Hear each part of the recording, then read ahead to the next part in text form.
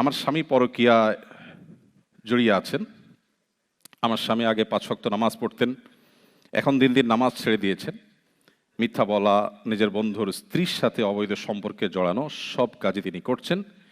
এগুলোকে সে বলে সেই প্রথম না যে এই কাজ করছে, এবং সে যা করছে তার জন্য সে অনুশোচনা বোধও করে না। তারপরে সন্তানের দিকে তাকিয়ে আমি একত্রে আছি। জানুয়ারিতে আমার ছেলের বয়স ১৭ এবং মেয়ের বয়স 10 হবে। আর সে আমার সাথে একসাথে থাকি, কিন্তু আমাদের মধ্যে কোনো শারীরিক সম্পর্ক হয় না। মাসের পর মাস আমরা এভাবে দিনাতিপাত করছি। এক্ষেত্রে আমার করণীয় কি, আর কোনো আমল আছে কিনা যা করলে আমার স্বামীকে আল্লাহ হেদায়েত দান করবেন? প্রথমে সমবেদনা জ্ঞাপন করছি আমাদের এই বোনের প্রতি, যে বোন অন্যরকম এক মনোবেদনায় ভুগছেন, যেটা বাহির থেকে মানুষ হয়তো উপলব্ধি করতে পারবে না। এরপরে কথা হলো যে কোনো মানুষ যদি পরকীয়ায় লিপ্ত হয়, ইসলামের দণ্ডবিধিতে যদি কোথাও ইসলামী শরিয়া প্রতিষ্ঠিত থাকে, তো ইসলামী দণ্ডবিধিতে সবচাইতে ভয়াবহ এবং সবচাইতে নির্মম শাস্তির কথা বলা হয়েছে যে অপরাধের কারণে, সে অপরাধের নাম হলো এই পরকীয়া।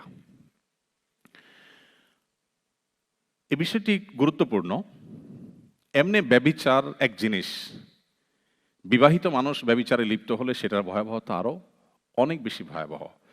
কোরআনে অনেক অপরাধের শাস্তির কথা বলা আছে, কিন্তু কেউ যদি ব্যভিচারে লিপ্ত হয় তার শাস্তি সবচেয়ে করুণভাবে, সবচেয়ে নির্মমভাবে, সবচেয়ে কঠোরভাবে শাস্তি দেওয়ার কথা বলা হয়েছে।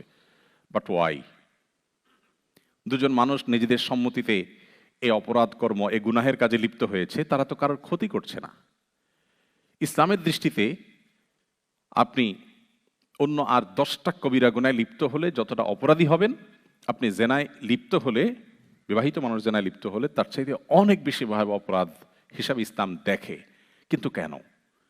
এখানে তো সোসাইটির কোনো ক্ষতি হচ্ছে না, দুজন মানুষ সম্মত, কারোর ক্ষতি তারা করছে না, আল্লাহর বিধান লঙ্ঘন করছেন। বাট এটাকে ইসলাম এত কঠোরভাবে কেন দেখেছে এবং এত কঠোর নির্দেশ কেন দিয়েছে এর শাস্তির ব্যাপারে?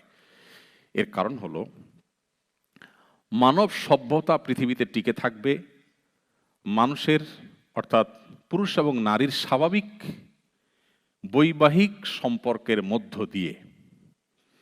এর বাইরে যত আইডিয়া পৃথিবীতে ইমপ্লিমেন্ট করা হচ্ছে, এর প্রত্যেকটা ব্যর্থ হতে বাধ্য, বরং ইতোমধ্যে ব্যর্থ হয়ে গেছে। আপনি শুধু চোখ দুটি একটু মেলে দেখুন আপনার আশপাশে, আমি নিশ্চিত করে আপনাকে বলতে পারি আল্লাহর প্রতি ঈমান আপনার বেড়ে যাবে। কারণ নারী পুরুষের